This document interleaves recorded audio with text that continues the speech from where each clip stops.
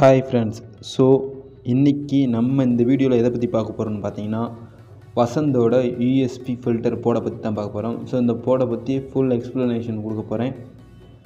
So உங்களுக்கு இந்த போர்டை பற்றி தெரியணும், இந்த போர்டு எதுக்கு யூஸ் ஆகுதுன்னு உங்களுக்கு தெரியும்னா மறக்காமல் ஸ்கிப் பண்ணாமல் இந்த வீடியோவை பாருங்கள். ஸோ அப்போ தான் பார்த்தீங்கன்னா உங்களுக்கு ஒரு தெளிவான ஒரு புரிதல் கிடைக்கும். ஸோ ஃபஸ்ட்டு வந்து இந்த போர்டு வந்து எதுக்கு யூஸ் பண்ணுறாங்கன்னு நான் முதல்ல சொல்லிடுறேன். இப்போ பார்த்தீங்கன்னா நம்ம வந்து இஎஸ்பி மாடியூல்லேருந்து, அதாவது பார்த்தீங்கன்னா ப்ளூடூத் மாடியூல்லேருந்து டைரெக்டாக கொண்டு போய் ஐசிக்கு விடுவோம். அதாவது பார்த்தீங்கன்னா ஐசின்னா இந்த சரௌண்டிங் பேஸ் ட்ரிபிள், ஸோ இந்த மாதிரி நம்ம வச்சுருக்கிற ப்ரீபோர்டு ஐசிக்கு விடுவோம். ஸோ அப்படி விடாமல் இந்த யூஎஸ்பி ஃபில்டர் வழியாக எட்டு போய் விட்டோம் அப்படின்னா நமக்கு ஆடியோவோட கிளாரிட்டி இன்னும் கொஞ்சம் கூடவே கிடைக்கும்.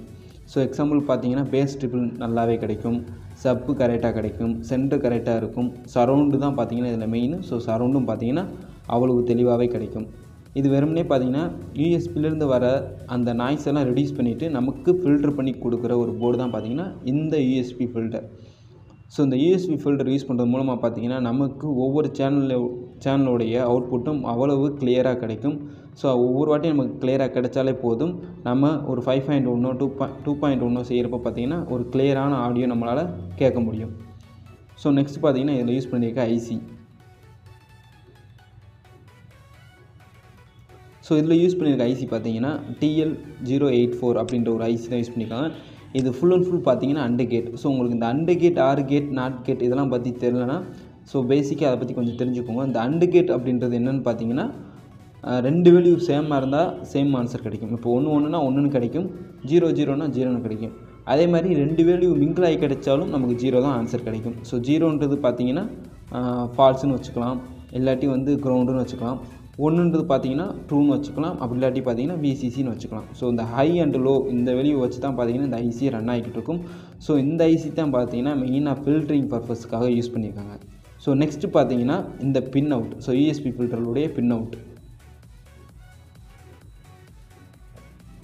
இந்த யூஎஸ்பி ஃபில்டரில் என்னென்ன பின் அவுட் யூஸ் பண்ணியிருக்காங்கன்னு பார்த்தீங்கன்னா மொதல் பவர் சப்ளை எடுத்துக்கோம். ஸோ நம்ம டேரெக்டாகவே பார்த்தீங்கன்னா 24/0/24 யூஸ் பண்ணுறதுக்கான ஒரு ஃபெசிலிட்டியை கொடுத்துட்டாங்க. இது வந்து 12 வோல்ட் ரன் ஆகிற மாதிரி கிடையாது, 24/0/24 யூஸ் பண்ணுற மாதிரியே நமக்கு பவர் சப்ளை கொடுத்துருக்காங்க. நெக்ஸ்ட்டு பார்த்தீங்கன்னா ரெண்டு சேனலுக்கான input and output. So right சேனலுக்கான இன்புட் அவுட்புட் எங்கேயாவது கொடுத்துக்கலாம், லெஃப்ட் சேனலுக்கான இன்புட் அவுட்புட் எங்கேயாவது கொடுத்துக்கலாம். ஸோ அவங்களே மென்ஷன் பண்ணியிருப்பாங்க மேலே. ஸோ இன்புட் அவுட்புட் அங்கே சைடு இன்புட். உங்களுக்கு பின்னாடி திருப்பி காமிக்கிறேன் பாருங்கள். இருங்க ஒரு நிமிஷம் ஜூம் பண்ணிக்கிறேன், தெளிவாக தெரிய மாட்டேங்குது. ஸோ அந்த தெரியுது பார்த்தீங்களா. ஸோ இன்புட்டு இங்கிட்டு அவுட்புட்டு.